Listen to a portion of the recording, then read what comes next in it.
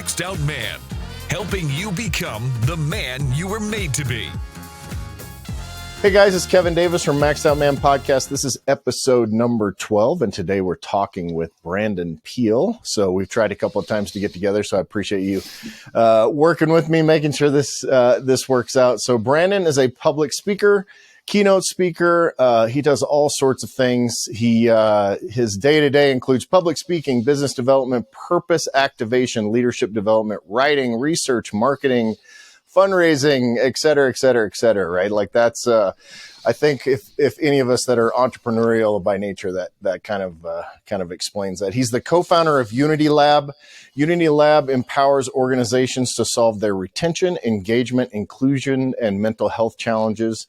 They create cultures of purpose, empathy, and trust, and empower each employee to feel a sense of belonging no matter where they work. So super interested to learn more about that. You know, this isn't necessarily a business only type podcast, but the goal here is that we want to inspire guys, teach them new things, educate them. And I think your insight, not only for those guys that are listening that may be management, owners, that kind of thing, but also just as an employee, and just overall how we interact with each other in a very divided culture, right? Like, yeah, I've been talking to a lot of people. I've had like 4 guests lately from the UK, and their common theme is, man, you guys are freaking nuts over there.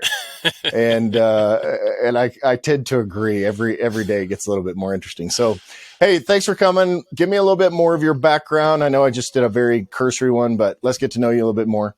Yeah. So originally from the Midwest, grew up in Illinois, and began my young adulthood chasing the American dream like a lot of folks. Thought it was all about going to a good school, making a bunch of money, marrying your college sweetheart, moving her out to the burbs, and then dying on a golf course someday. That's what I thought it was. Yeah. And nothing, some folks that's fully, that's fulfilling for them. It wasn't for me. So in my 20s, I began to really start to question this, prescribed model of masculinity or what it means to be an adult, and looked around and really didn't see a lot of like grown ass men. Mm-hmm. Like they were biologically mature, successful, respected, but like didn't know themselves. Didn't have a sense of what their life was for, other than like my kids, which is of course everybody. That's right. A part of meeting, right? And so in my late 20s, I began to start to pull back the curtain and do a bunch of self-development work, and that has been pretty much a mainstay of my life for the past 20 years. And since then, I've gone on to do lots of stuff around purpose and leadership. Mm-hmm. So today, what that looks like is, as you said, leading, co-leading UnityLab, helping mission-driven organizations activate the purpose of their employees and help them connect that with the work that they do in the organization's mission. Also do a lot of keynote speaking, increasingly being brought in to facilitate CEO circles, which is very interesting. And I also just started a fellowship with Citizen University up in Seattle to learn how to minister the soul of the nation. As you mentioned, it's like very sick, divided. Yeah. So that's the short of it. Nice. And that's, so you're dealing with, so when you say mission-driven organization, I'm interested to know I'm guessing that all organizations think they're mission-driven, but I'm also guessing that that's not true. Yeah. So the way that my colleagues and I think about it, there's like a maturity model, right? Mm-hmm. So there are folks that on one end do not care about who they hurt, who they exploit, how badly they mess up the planet just to enrich shareholders. And on the other end, there are folks who have a very stated pro-social mission, meaning like they've taken a look at Maslow's needs hierarchy, or they've taken a look at the UN Sustainable Development Goals and said, we're going to solve that. And then they stand up an organization and a set of values and a mission around that. And then from there, they actually have to go live it. And that's right. Where we come in. As soon as folks get that they want their life and their career to be about something, that's where I work with leaders, CEOs, the whole organization to activate the purpose. Okay. And is that some sort of like, is there a continuum, right? Like I know we demonize the oil and gas industry clearly because they're, very profit driven. I actually, full disclosure, come from a family that has been in the oil and gas industry since like the 40s, in Texas and Oklahoma, but very small, small, basically it's let's drill stuff on our land and sell it, sell it to the gas companies, right? Because it's mostly natural gas, not oil. But I'm interested to know, 'cause, like, if you have the obviously kind of more social businesses or social organizations, and then you have a very profit-driven organization, is there a continuum in which those things? And I'm guessing that this is part of what you guys do, like try to bring those closer together. Yeah, I mean, you can't have mission without money. Right. You have to be able to generate profit. And we're at today, 2023 versus say where we were 10 years ago. You could kind of get by being just a profit oriented company and not face any repercussions. You were still within this kind of American dream, wealth uber alles type cosmology, this idea that like money is a good thing. Business is a good thing, regardless of what you're doing. But today, it's like 2/3 of employees, 2/3 of customers, and 2/3 of investors are like, no, we will not work that way. We will not buy that way. We will not invest that way. We realize climate change is the thing. Racial injustice is a thing, and we need to solve for those things. So it's not that, there is a continuum. It's just, where are you on that continuum, and how well are you meeting the moment? Like, because this is a different moment. We have climate change, we have political polarization, inequity, poverty, all these things, and most companies are not meeting the moment. They're just like praying that this whole woke business is going to go away, and it ain't. And it does seem, and obviously woke is used as a completely derogatory term. And I tend to be more conservative, which is, neither here nor there, but it seems like so many of these companies now they don't have people like you to help direct them, right? Like, it's like, hey, let's hire a younger marketing person and then have her pull the woke card, for lack of a better term, and then see how that goes and see if that increases our viewership and, all that. I mean, right now, we're right in the middle of this Bud Light thing that's going on. And I know that you posted an article, that companies that are woke, quote unquote, are not going broke, which is the whole thing. Go woke, go broke, which is dumb. And I don't necessarily take offense, whether or not it agrees with me socially, and my own ideology. I don't necessarily take offense as a consumer to some of these things they do. I take offense as kind of a marketer, because I'm like, you're so full of crap. You guys are you're pulling this card to try to identify with someone that typically is probably not really your main focus and customer. Right. And so it's almost like they're putting on this new facade. The old facade was that we actually cared about stuff, but we really want to make money. Now we put on a facade that we do care about stuff, but really we just want to make more money. Right. Yeah. Yeah. And by the way, that is one of the things I love about conservatives, because they are so great at understanding integrity. Like, is there a match between the man, the mission, and the message? Like, or the company and the vision and the business. And you're absolutely right. I mean, they've greenwashed things, they've pinkwashed things, they've rainbow washed things. They've, what a colleague of mine calls whitewashing, just like, oh, we're a purpose-driven company, when all they do is exploit people. Like, yeah, we have a purpose. It's just, to make money. Yeah, basically. Which is nothing wrong with that. Capital, like you said, it takes money to do stuff. Okay. Yeah. So there's there's an accountability and integrity issue that I think is at the heart of a lot of this anti-ESG backlash stuff. And of course, then there's all the, the hyperbole and the attention seeking around it. But there's actually some good points there. Like, a lot of these companies that are, on ESG investor lists, their core business is to make people unhealthy. And this is a dumb question, but what is ESG? Sorry. Sorry. That stands for environmental social governance. So that's what I kind of figured. Yeah. Yeah, that's what Wall Street. That's the current moniker for companies that are trying to care for the whole human at work, have sustainable supply chains, pay living wages, trying to point at something that is noble to achieve. Right. Okay. Yeah. So a lot of these folks are not. I mean, their very business is to make people unhealthy.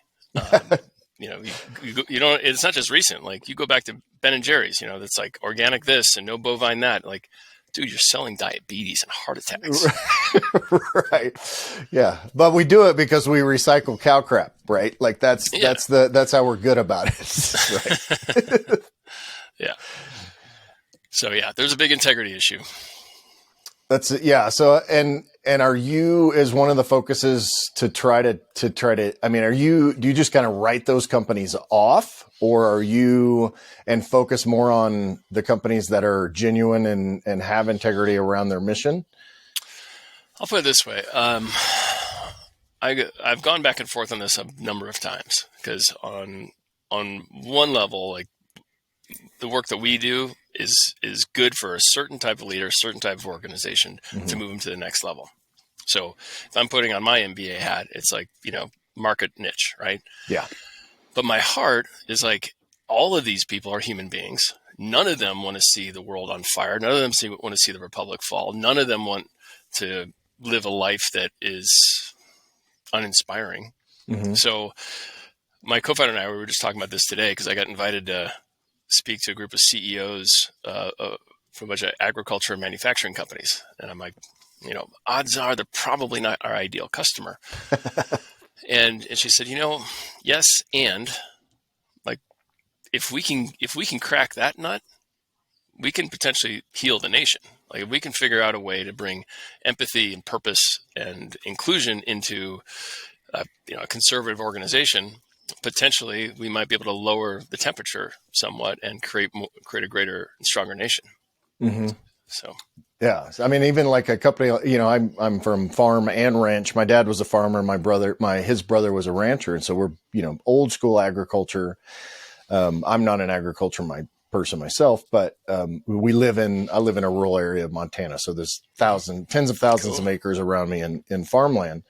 A company like Monsanto, who is a big enemy of pretty much everybody, I think, if you look on one hand, GMOs have managed to make, to offer food in areas that otherwise would be completely impossible. That's something, or much more difficult and more costly. On the other hand, they strong arm farmers, run them out of business, try to monopolize everything. And, they're just, so it's like, on the one hand, we've made food sustainability a possibility, in probably a bad way, the way that they've gone about it. But on the other hand, we're trying to destroy the independent farmer through strong arm tactics and buying up, all the competition.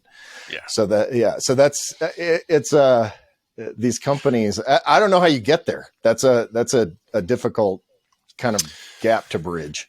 Well, nobody's got there yet. So I think it's important to kind of remember two things. One, doing nothing is not the thing to do. You got to do something. You got to if you're going to be in right relationship to the moment, to your own personal values, to your faith, to your family, to your progeny, you got to do something because we all know it's broken. So I invite CEOs just to think of themselves like scientists. Well, let's try that. What do we learn from it? Let's try this. What do we learn from it? And just keep testing and iterating. The other piece is that none of us are perfect. On the left, folks are like, oh, Patagonia, Ben and Jerry's, Unilever. They're not perfect, and nobody's cracked it. So I think it's important for us to give ourselves grace. Let's stop beating each other up and start lifting each other up. Just try something new. Yeah. I mean, it seems to be, it's interesting talking about continuums again. It seems to be, you've got this, right, left continuum, obviously, that's very strong. And it seems like on the right hand side of the continuum, we're all conspiracy theorists and hate hate everybody, think everybody's wrong, which is not true. And then everybody on the far left side of the continuum literally believes anything that CNN and mass media and NBC and Rachel Maddow tells them, right? Like, they, like Patagonia and some of these, if they say they're doing good, then they're doing good, right? Like, so neither of those is true. So finding that middle ground and to be able to come together. I mean, what are your thoughts? I mean, you're kind of in the thick of all of this, left, right, hatred kind of thing. I'm interested kind of your thoughts and your approach and kind of what we could do as individuals. And then we'll talk more about masculinity and all that, but I'm interested in that kind of thing. Cause I mean, genuinely, my kids are 24 and 25. I cannot imagine. And so I cannot imagine backing up 15 years. And we homeschooled our kids, so we kind of pulled them out of that mainstream stuff anyway, for the most part. I mean, we still traveled all over the world and all this stuff, so they were in it. They weren't the weird homeschool kids. So just say that. Well, side note on that, basically what homeschool does is if you're a weird kid and you're homeschooled, you're going to be even weirder. If you're a normal kid and you're homeschooled, you're probably going to be a normal homeschooler. So they're not all weird. But I cannot imagine trying to bring a child up in this it's just batshit crazy. Most of the stuff that's going on, whether it fits your ideology or not, it's still just nuts. Yeah. So I forget the source of this, who said this. This could be biblical. But something that like, without a vision, the people will perish. And, you and I, we grew up when there was it wasn't explicit vision, but we were pretty much like, more democracy, more capitalism, more technology, probably a good thing. That's the game we're playing to, create a better world through economics, basically through global trade and innovation and all that. But I watched over the last 20 years that belief start to fade away. And not just in myself, but just talking with lots of folks. Right. And so there isn't a coherent vision, a coherent view of the world that kids, or really anybody, has to be like, am I doing the right thing? Is it aligned with this thing? And so I think it's imperative for all of us, especially those of us who have influence in leadership, to put forth a vision, even if it's imperfect. Because as long as we believe it, we believe that it's at least partially right. That's very healing, especially for young kids. They're like, okay, at least somebody believes that there is a way forward, even if they might not be right. And I'm happy you brought up the individual piece, because you and I are not, we're not the Rothschilds or whatever. Like we can't like literally dismantle a country or a system if we set our mind to it. But what we can do is drop down into our own purpose and values and act from that place, right? As opposed to our socialized identities, whether that's white, straight, black, gay, Republican, Democrat, boomer, millennial, Gen X, whatever. But like drop down into who we really are underneath that and connect with people that way. Yeah. Because A, it's more fulfilling for us, but B, we liberate ourselves from this tyranny of tribalism, of polarization, all that stuff. Like we're just like not playing that. Right. It's just human beings. Which I don't think people know how to do anymore. Like I mean, where does tribalism even come from? I mean, is that so? Obviously, the political spectrum at the very top. All of our elected representatives. I mean, and it's been this way, and I think it continues to get worse. Obviously, they're complete self-serving. All they're worried about is themselves and their own pocket and all that stuff. And so that's from a country standpoint, that's where we have no vision, because their vision is, 2024 now. And that started that way in, 2020. And so where does in your travels and all that you do, where do you think that tribalism is really coming from? Because as an individual, like one of the things I love about this podcast is like I can sit and talk to somebody. I'm a conservative Christian, but I had a conversation with a sex addiction coach in the UK the other day. That's very on the very secular part of that, part of that continuum. So I'm not all that tribal. I'm a 50-year-old conservative Christian white guy. So I have a very kind of, these are my rules and these are the things that I believe. But if you don't believe that same thing, let's have a discussion. It's, I have friends that are atheists and we can sit and have discussions about that and, talk about God and the Bible and all that stuff. And it doesn't at the end of the day, we're still going to go have lunch. Doesn't bother me. So. Yeah. Well, and I think you're, you are very common. Most conservatives I know are that way. They're like, yeah, we go back. Like we're not going to burn down a relationship or burn down anything because we, have a different understanding of the way forward. And I think a lot of people are that way.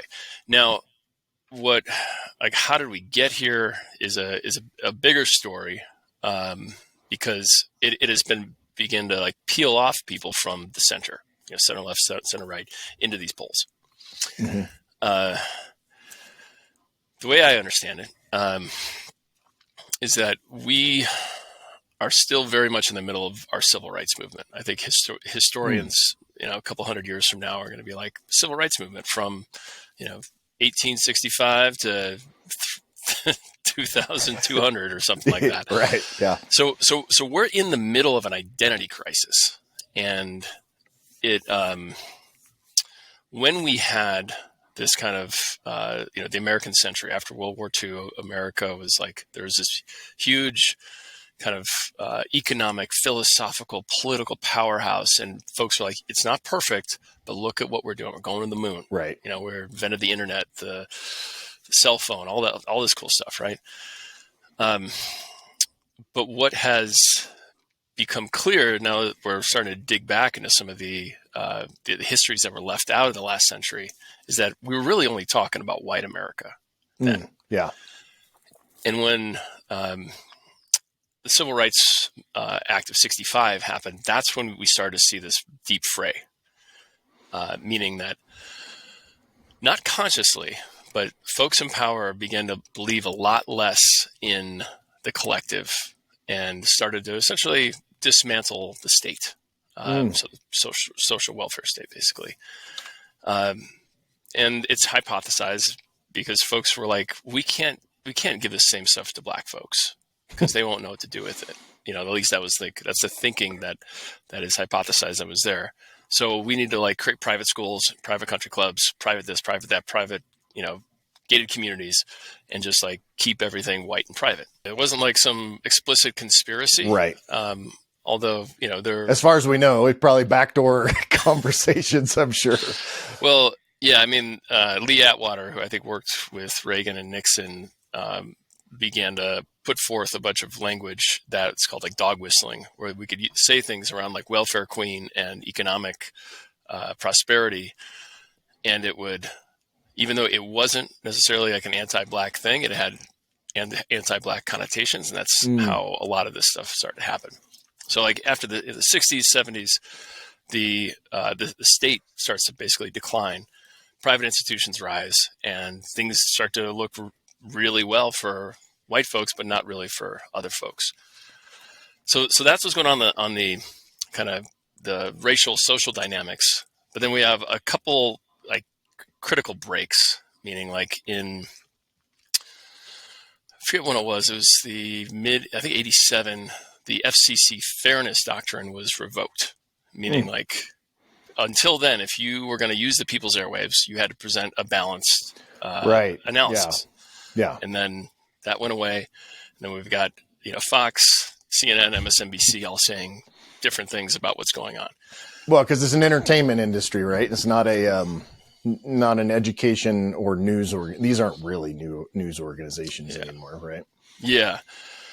Yeah. But the thing is the public relied on that for their understanding of reality. And then the public started to fray into two camps. So that happened. And then the Communications Decency Act, Section 230, basically for online companies said, you can say whatever you want and you're not liable. And so we had these kind of two legislative things that was throwing, gasoline on a fire. It's now everyone lives in a different world. And was there something financial? Why did they do that? Like, was something, obviously there's probably lobbyists involved somewhere. Was there a particular thing that they did in order to facilitate though? So as I understand it, so Roger Ailes, I think he worked in either the the Ford or the Reagan administration. I'm not sure which, but he's like, we need a conservative voice to balance out what he judged as a liberal ABC, NBC, CBS. And there's some truth in that it was, journalists tend to have more of a liberal bent. And so there was some backdoor channeling to Reagan not to renew it so that we could have a conservative news organization called Fox. So I'm not saying that that's the only thing that happened, but that's one of the things that happened. Yeah. Yeah. Then you have Newt Gingrich during the Clinton administration basically instruct everybody in Congress who's conservative to spend as little time in DC as possible and as much time in your home state and never to negotiate. And it's like, we're at war. This is an enemy. And it really hasn't gotten any better. So you have essentially a lot of the bipartisanship that used to happen at the legislative level just evaporated during the Clinton years and really hasn't come back. So all those are kind of like the recent history of where we're at. Mm-hmm. And now we're at a place where, we've lost our standing on the world stage. The economy's in shambles. China and Russia are nuked to the gills and forming like their own bloc with the Middle East. And now with Guatemala or one of the Latin American countries are now teaming up with China on their currency. And I would not be surprised. Probably Venezuela. Yeah. They're super, super corrupt already, but that's interesting. So we essentially have like two worlds splitting. So we're seeing it at the global level, obviously at our national level, and we're seeing it inside companies. Obviously, we're seeing it inside families. Lots of families like broke up during the pandemic. Like that, American families like broke up. I saw it in my family. Like my liberal aunts divorced my conservative uncles. And why? Because they didn't want to get vaccinated? No, didn't want to wear a mask, or they just spent too much time. They just spent too much time locked in the same house together, probably. Yeah, what I mean is like the marriages didn't break up, but I'm saying like the siblings just went. Cleaved, oh, right. Okay. Cleaved. Yeah. So many American families have estrangement along political lines, and so we're fragmenting, and then you have kids like yours who are coming of age in this time when everyone is saying something different. Yeah. And so if there ever was a time for a unifying vision for like what this country is and what it could be, it's now. Same thing with the planet, each family, each marriage. Yeah. And it just, what a difficult thing. That leader doesn't seem to exist, right? Like we currently we have inept versus complete batshit crazy, going on. Like it just like, it's very disheartening as an American, especially, middle-aged guy, and one of the things with my girls, one of my oldest daughter is married to a woman in the Army. And the irony is the two of them are much more conservative than my younger one, who lives in Atlanta. And she's a paramedic. And so with the younger one, they know where I stand. I know where they stand. Not a big deal. We align on a lot of things. But with the younger one, I always try to teach her, listen, I don't really care, where you are politically, what you believe and all that, but you need to understand why you believe it. Yeah. And to be able to articulate to me more than I heard it on this channel, or I read it on, or I, watched it on TikTok or whatever. And I think that's one of the challenges that we have now is that we've lost the ability to not only think for ourselves, but to also apply reason to the things that we're hearing. to go, wait a minute, that's just wrong. Like, does that even make sense what you're saying? And, you know, whether it's vaccines or masks or mandates or shutdowns or any of that stuff that came out of COVID, you know, it's like a lot of it was just like there's people making a crap ton of money, and those are the people that are talking the loudest and have the most authority. That could be a bad thing. Yeah. Oh, no, it's a very bad thing. Yeah. And that seems to be kind of where our country is now. It's like, what does it take? You know, the last time I remember anything being like cohesive would have been 9/11, right? Like they talk about that a lot to where, and when you talk about racial inequality, all of that kind of stuff still was a problem. But as far as like overall, let's stand together and kick somebody's ass, which evidently is something that resonates in America very well. That was kind of the last time. But, you know, to your point about Washington and Newt Gingrich and all that, Gingrich and what he was saying, we took our girls to Washington, D.C. back in 2008. We did a big tour around the United States, but nice. Adventures of, you know, advantages of being homeschooled.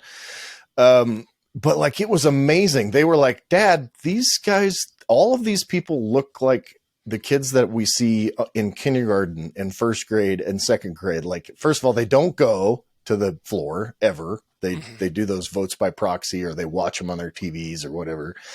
And they argue, and like, it's just, and that was 15 years ago. Like, it's gotta be so much worse now. And what we're seeing. Oh, it absolutely is. Yeah. I mean, you had said earlier that, like, where are the leaders, right? Right. We've run really great candidates in the primaries for, you know, president, you know, Ron Huntsman, Mitt Romney, on the Republican side, you know, folks on the, you know, identify or are part of the Democratic Party. It's like we can't get folks who are actually like wizened leaders to secure the nomination. So we end up having this like battle between, like, you know, like the lesser of two evils. Well, that was 2020, right? It's like, I either stay home or I vote for the person I think is going to be best for me overall. Yeah, I know. You know, it's like, which bad person do we pick? It's, you know, it's tremendous. A friend of mine is a Republican strategist in DC, and I think this is in 2015. We had lunch, and he's like, you know, the establishment candidate is Hillary Clinton, and less than 25% of the voting population voted for the establishment candidate, like in the primaries. Like, right. Everyone else either didn't vote or voted for Bernie Sanders or Donald Trump. Like, so 75% of the nation is like, we don't want normal. Like, we have to shake it up. This ain't working. Well, it didn't help that she's not very likable, but like if she had been, well, I mean, right? Yeah. I mean, it's. I mean, not that Trump and Sanders are even more likable, but you know. Yeah, they're all, like I said, we're all imperfect. We all deserve grace. And, right. But there were very few folks who really kind of brought forth a unifying message the way I judge that Huntsman and Romney attempted to. So we've got dysfunction kind of almost in every sector of society right now. Yeah. And the last sector of society that is still trusted is the workplace. And that's where we spend all of our time. So there is a big opportunity for you leaders out there to present a coherent vision, at minimum just for your company, but like for the nation. Be like, hey, like we're gonna heal this nation right here inside.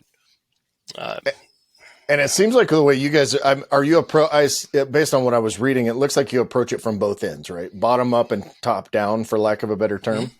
Yeah. Yeah, kind of getting them. Yeah. So leaders have to first own that if they don't do anything, this republic is going to fall. So I don't know if you saw, but my last book last year was designed. So the Purpose Work Nation was designed to move the heart of a CEO to say, like, what remains of this country is in your hands. If you don't fix it, it's going to fall apart.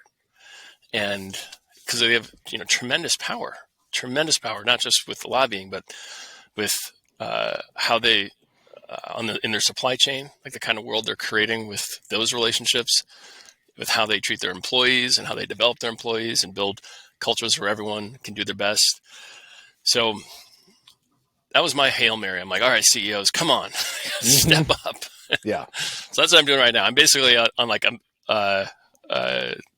unconventional book tour, leading all these CEO groups, just like trying to get them to like take responsibility. Come on, guys. Come on. Right. It's mostly guys, unfortunately. Yeah. But yeah. Well, I mean, right. And how does that transfer to like a smaller business? Like you've got a guy that is a plumber and has 4 other journeyman plumbers underneath them or whatever. Yeah. I mean, you have to imply a lot more sophistication with the larger organizations, right. But with smaller organizations, it's really just trying to be like a mentor coach, try to empower everyone to realize their potential, but also. So one of the things I lead CEOs through are like the 5 practices of purposeful leadership. So it's more than just that. You actually have to nurture the betweenness at each level. So meaning like the culture. And so it's working on the relationships, empowering them to actually lead the company and to like and trust one another. And can you summarize those 5? I'm not familiar with that. I don't know if it's don't easy have them up to in front of me, or but not. Oh, okay.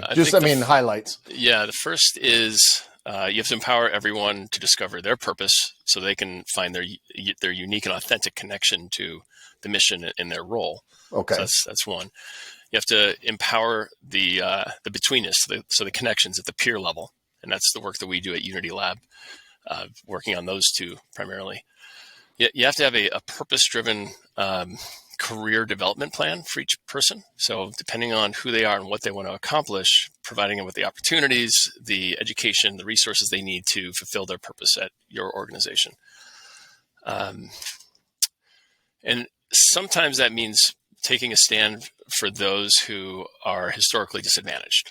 So like if you're a plumber and you've got 4 other white guys who went to your same high school working for you, you might think about that 4th one being somebody who's not that like that. Yeah. So they can develop relationships across difference. And then you also have to measure it. That's the other piece. Right. It's like, treat culture as important as profitability, top line growth and margins. Right. And how do you what are your thoughts on this whole, like the trying to combine hiring the right person and celebrating some diversity with that? Because I know one of the big criticisms that they're saying now is that they're hiring, in the Biden administration, for example, is they seem to be hiring people like that FAA guy, right? Like the guy didn't even know basic aviation, concepts, but he fit a particular profile and that's why they picked it. So, and I assume that tendency could exist within a large organization, especially. Smaller organizations probably less so. Yeah. But how do they deal with that? Obviously in government, they're just all weird. So, but like from a CEO standpoint, right? Yes and no. I think they're like everybody else. They just have weird hiring and firing things because it's depending on political elections and appointments. Right. But once the top leadership is set, it's just like any other organization, with probably a lot more accountability and transparency than most. But so I'll put it this way: like the easy choice for, say, adding someone to your team is going to pick somebody who has a similar background. So you both played high school football, or you both are fans of the Minnesota Vikings, or whatever it is. And that would be fine if we were, a racially, homogenous nation, like, Finland or something like that. Yeah. But the thing is, we're not. We're a racially diverse or a multiracial nation, and we have a sacred covenant to become the very first multiracial democracy where all created equal is basically the first commandment of this religion called the United States, and then life, liberty, and the pursuit of happiness. So if we want to be an American company, our company needs to look like America. It needs to function like America's supposed to function. Otherwise, it's just kind of a white guy company that happens to be in America. Right. And are there cultural differences? I mean, in some, it seems like statistics would show that there are some vocations that are predominantly white, which is, I don't want to say systemic racism at all, but there could be there may be cultural reasons for that. And so there may be some challenges there, but I think you want to, when you're looking, and it's a hard thing, right? Like you can't just say, hey, I want to hire a black guy. Because that's, first of all, it's illegal. It's illegal. You can't even, like, even if your intention was to be more diversity oriented in your company, you're technically not even allowed to do that, which clearly it's done every single day. Yeah. But well, you're not allowed to specify this role must be an African-American or someone who's LGBTQIA+. Right. But what you can say is we encourage diverse candidates to apply. Mm-hmm. You can focus your recruiting dollars on places where those folks are. So historically black colleges, for example, and universities. Right. Okay. And you can create management leadership accelerator paths that privilege folks from historically excluded backgrounds. So all that's legal, and that's basically what the Fortune 1000 are doing, attempting to, anyways. Okay. That's interesting. Yeah. That's good to know. My wife is, she's been involved in a ton of all female, car builds for SEMA. SEMA's, I don't know if SEMA is the Specialty Equipment Manufacturing Association trade show that happens every November. Mm-hmm. It's the largest, basically aftermarket car show, trade show in the world, but and it's kind of like this really cool thing to have your vehicle on the floor at SEMA and different booths and stuff. So she's been involved in several builds that are all female builds. Cool. And so these are all female welders, painters, mechanics, car builders, hot rod girls, and all that. And so diversity in terms of gender became a really interesting thing for me to learn about. And the other thing that was just a side note on that the reverse sexual harassment was also interesting, being the only guy running around some of these shops.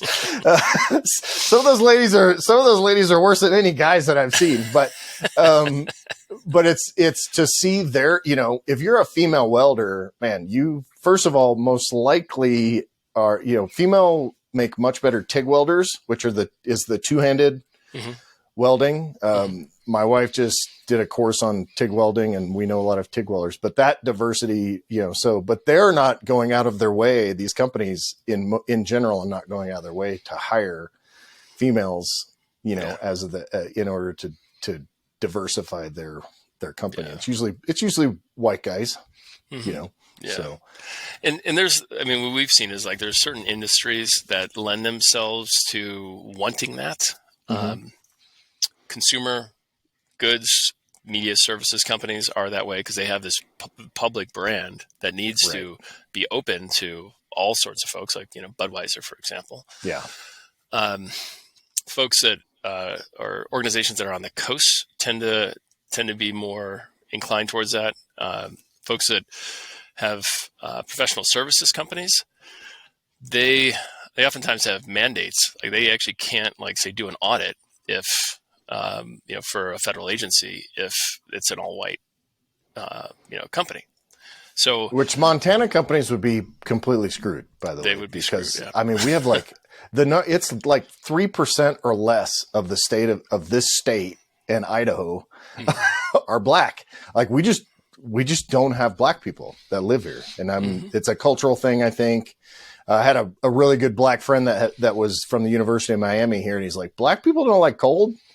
So that was from him, and I don't know if that has, white people don't like cold either, but yeah, that would be the diversity in an area like ours is damn near impossible, honestly. Yeah. And I think a lot of that has to do with like the rural urban stuff, because it generally, if there's going to be a migration of folks to an area. It's going to be a place where there are higher paying jobs. That's typically around urban centers. Right. So you have like cities being a place where this is important. And then you have the coasts, and then you have certain industries. And then lots of other folks are trying to figure it out in the heartland. But yeah, it ain't easy. I mean, this is like the hardest job in the company after the CEO is who's ever running HR or diversity and inclusion. Like they are stuck between a rock and a hard place. Yeah, that's got to be a challenging thing. I'm interested because I know you talk a lot about masculinity. And one of the things we try to do, what I'm trying to do is kind of help guys redefine what, not only what success looks like, but what masculinity looks like. My shirt right now says masculinity is not toxic. Some men just suck. And because now masculinity I talk a lot about these young guys, and it's almost like these young boys / young men are afraid of even becoming a man because it's almost like a dirty word to have masculinity. So I'm interested in your thoughts on that. Yeah. So, I mean, I'll just share a little bit about my background. And we don't have to agree. If you disagree, whatever, that's cool too. So. No. I mean, that's fine as well. But growing up in the Midwest in the 70s, 80s, 90s, it's kind of like growing up in the 50s on the coast. Like especially we're in the Chicago area, like very racially divided. Right. Every joke was a racial joke, a homosexual joke, an Islamic joke, a Polish joke. I mean, it's just like we just made fun of all the difference. Right. And by the time that I had got to high school and college, I was pretty much its poster boy. Like I was, rude and sensitive. Said all these terribly like racial, sexist jokes, all this kind of stuff. And well, in my heart, my values are not toxic, but the way I was enculturated was, through family, through sports, through my high school. Like I became this version of a young person, a young male that was like pretty offensive. Like nobody wanted to be around me except for people who were like me or people who wanted something from me. So in my late 20s, I began to do the inner work and began to see that who I was not that guy. And I'm still unlearning a lot of stuff. I still find myself on the street thinking racist thoughts, thinking sexist thoughts. And yeah, I mean, I'll put it this way. There are very few models of masculinity that are, I'll put it this way, aspirational models of masculinity that isn't some kind of like alpha male thing. Right. So I was like excited to be on this. I'm like maxed out. I'm like, I'm very curious to see like what maxed out means. Yeah. But go ahead. Yeah, I was just going to share that like I don't think there's that big of a difference between men and women. Of course, there's physical stuff, there's hormonal things, there's giving life, there's all that stuff. But right. What I have experienced my wife and I have been together for 8 years, give or take, that our growth journeys have been pretty similar. Like we've internalized a lot of like unhealthy behavior, unhealthy beliefs, and we're just unwinding that and just becoming whole humans that are, increasingly less reflective of the current culture. Right. So, I mean, which is a good goal. Yeah. I mean, we sometimes joke. She's like, "You're the woman in the relationship." I'm like, "Yeah, I know." Because like I want to cuddle and I want to talk about my emotions, and she's like, "Oh God, all right, fine." That's funny. Well, I've been married almost 28 years. Nice. And so we have grown, and we've been married now much longer than we were not married in our lives. And so we've literally grown up together. And I think, it's one of those things, and I get teased for the same thing. He's the girl, and it could be because I'm much more vain about my appearance and my hair and showering and all that kind of stuff. But they give me I'm a metrosexual. I don't think we're allowed to use that term anymore, but that was like from the 2010s. Yeah. I don't even remember like what was so bad about that. Like, 'cause I know. It's like, what do you mean? You take care of yourself? Like I think it was to imply that you were like, had all the styling and personal care things of a homosexual male, but you were straight. So I think that was which is fine, but I still take care of myself, which is a good thing. I think, from a masculinity standpoint, I think I had just did a podcast with a guy that talks about coaching and talks a lot about what you're talking about, which is, getting to know your feelings and kind of bringing that out. And we had talked about that. I think there is a balance there's nothing inherently wrong with that alpha male part of masculinity. I think it just needs to be in balance. Like if that's and I think it's also important not to wear that as a persona, like I'm going to be, cause like, for me, I build cars, I do construction, but I'm also a musician and I write stuff and all of those kind of things. And, I talk about my feelings with my wife and express things to my daughters and all of that. So I'm kind of like, not a I don't know. They used to use the term Renaissance man, but I tend to be very middle brained, as I put it. I'm not particularly right brain. I'm very logical, very left brain, but I'm also kind of in touch with that more creative, more feminine side. But I think that I had a discussion with my youngest daughter. And again, that's one of those things where I'm like, I don't know what you're talking about. Where you got this stuff. But she had made the statement essentially that all football players were rapists. And I'm like, what? She was like, well, football in general has a culture. It has a rape culture built into it. And I'm like, I don't know that that's true. I think that if we teach these young men that women have only one value, especially teenage girls, and they can just take that at any time, then yeah, that's definitely a rape culture. But I don't think that it inherently has that. But I think that the point I'm making is that it's being, in balance and teaching, especially with these young guys. Like I don't have exposure to a lot of young men these days. But we do some, we do some marriage counseling with some young families and all that. Nice. So people in their 20s and early 30s, but especially these, guys that are 17, 18, 20 years old, trying to help them become more than, the world is telling them that they can be. And that's kind of the point of Maxed Out Man, is not necessarily for those guys, but for guys our age that spend all day sitting on the couch on Saturday watching college sports and spend all day Sunday watching pro sports, and their family is neglected and their wife is taking the kids to baseball practice and by herself and all that. And so it's like maximizing your potential as a guy. Well, Kevin, I love just everything you just said. I mean, that completely resonates with me. Like the sense of balance and the sense of like, when I hear Max, I'm like, becoming like your fullness, like the whole part of being a man. Cause like being a man is awesome. Yeah. Being a boy is awesome. Like and I'm not saying being a girl or woman isn't, but I don't have experience. We don't have that experience. Yeah, right? I don't have that experience.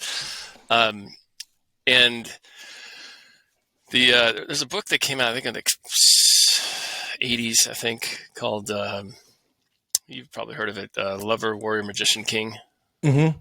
Yeah. And it looks at kind of archetypes as a way to like balance the fullness of masculinity. So yes, we have the warrior around, being clear, accountable, in service, showing up, not leaving till the job's done, all that good stuff. But we also have the king, like, or the sovereign, that is supposed to be like thinking about the realm and picking his head up every now and again and be like, is this really working? Are we doing the right thing? Like the philosopher, the contemplator. But then we have, the lover, which, some might regard as feminine, but, it's showing up present, being caring, allowing ourselves to feel sadness and joy and all that, all the kind of like the traditionally softer things, but that's Right. part of us too. Then we have this magician that is about our own transformation, like surrendering to something bigger than ourselves, whether that's our soul, our God, the universe, whatever it is. Like, show me the way, like provide me with some clarity. And so when we develop ourselves in an archetypally balanced way, we become more of ourselves. And that's same true for women. They've got similar archetypes there too. Yeah. And, we've seen a lot of, women embody some of like the older, more patriarchal masculine qualities. You talked about Hillary being not likable. I think a lot of folks ascribe that aspect to her. So I 100% agree. It's about accessing the fullness of who we are. Like when I lead men's circles, we frequently do a PIES check-in, and that's physical, intellectual, emotional, spiritual. And so we're trying to like bring awareness to all these different realms of what it means to be us. And because at least I wasn't raised with that, we have to reparent ourselves in that whole more archetypally balanced way. Yeah. Yeah. And I love that. I love, because all of those parts of us, I think we tend to lean in, especially men who are so success driven, and we love the things that we know. We know of ourselves as this tough guy or whatever. So we lean into that, and I think one of the things with being, I've been married for so long now, like I've become so much of a part of her and she a part of me that we're able to share that. And I think those types of relationships are super important, and having those relationships with other men in terms of that deeper connection, being able to say, hey, what's going, oh, I'm great. I'm like, well, you're full of crap. First of all, either you're asleep or you're lying. Yeah, because none of us are okay. We're all freaking, self-absorbed, self-esteem messes as men for the most part, and as people in general. But I think really trying to align ourselves with that part of us and trying to bring that stuff out, I think is super important. So, but I've kept you for quite a while.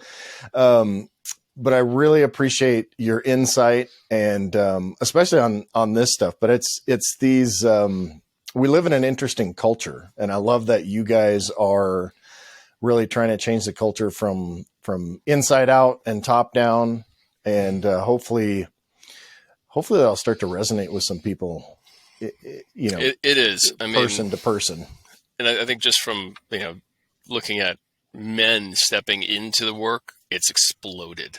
I mean, when I first started doing men's work 18 years ago, there were like 2 organizations. Now there's like 10. Yeah. And so I think a lot of men are craving this. They're craving the company of grown-ass men. They're craving an initiatory pathway into their fullness. And I know there's a lot of great men's organizations that operate within Christian faith communities as well. And so like I'm hopeful. I also I'm also afraid that because if men don't do their inner work and start to bring their fullness out, they're going to continue to suffer. And as you know, many of us have access to ammonium nitrate and AR-15s, and like shit can go bad pretty quickly. So I have a lot of fear too. Yeah, I mean, it is a scary time because it's hard to stay positive about a path out. Right. Yeah. And a path, and, not out, but like you say, forward. I think it's difficult to see that path and see where we can go next. But I think, I don't know, it's conservative Christians like myself get a bad rap because there's so many crazy ones. And I think there's a lot of crazy liberals too.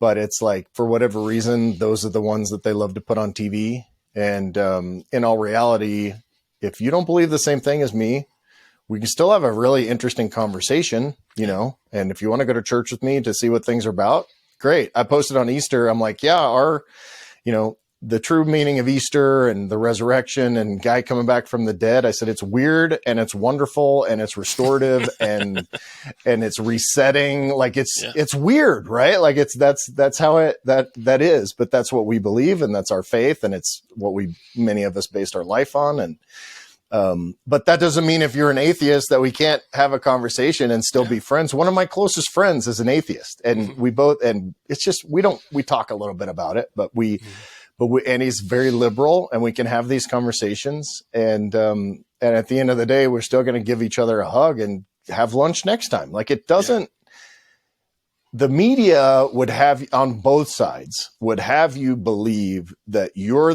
the most right, and everyone else is a complete moron. Yeah. And heartless. You know, if you're a conservative, you're heartless and money loving and gun toting and all of that stuff. And if you're a liberal, you don't shave your legs, you want to kill all babies, you know, whatever else that you want to say, you know. And I think it's great to be able to, from a male standpoint with men, because we are typically the leaders in a community. We're typically leaders in our own families. You know, not necessarily like sometimes it's out of balance, but like that's kind of our role. That's what we're meant to be: strong leaders, providers, those kind of things. And again, I'm not saying that women can't be that.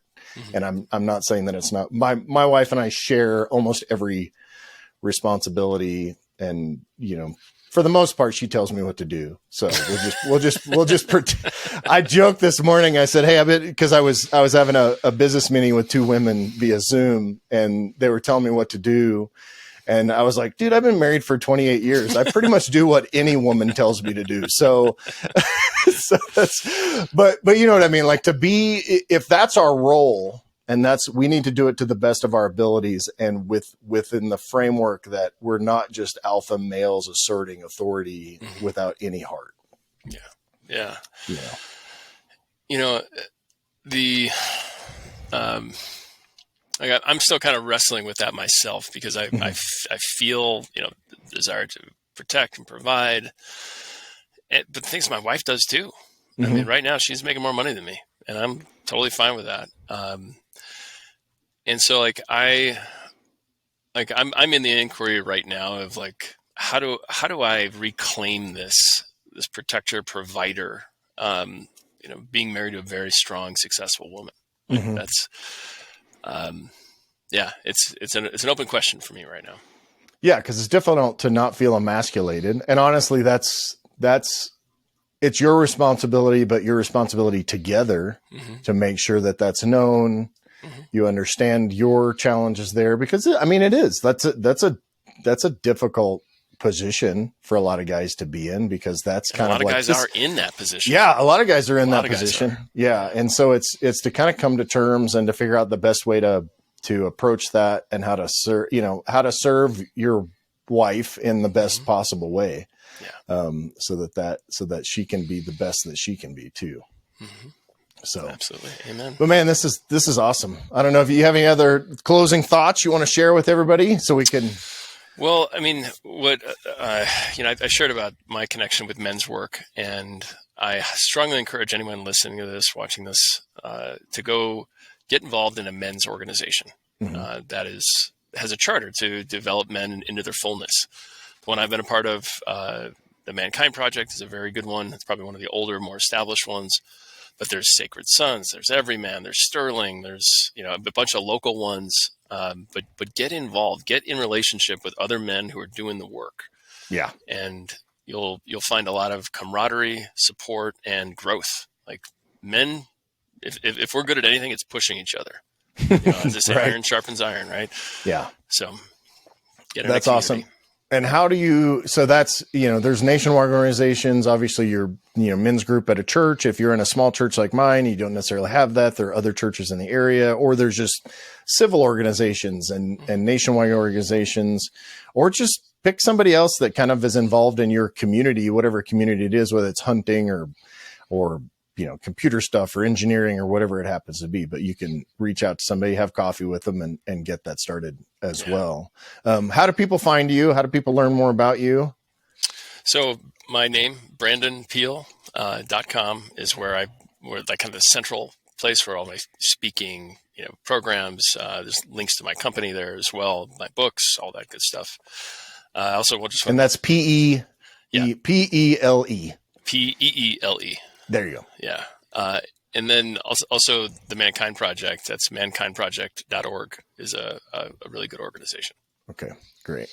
Well, hey, I really appreciate your time. I've learned a lot here. I feel we could talk, half the afternoon. So I look forward to connecting with you more and getting to know you better. And I appreciate your patience with some of the technical issues and all that too. So, all right, buddy. All right. Take care, Kevin. Thank you. Thank you. You too. Bye. If you're looking to really maximize your life and become the man you were made to be, head over to maxedoutman.com and get your journey started today.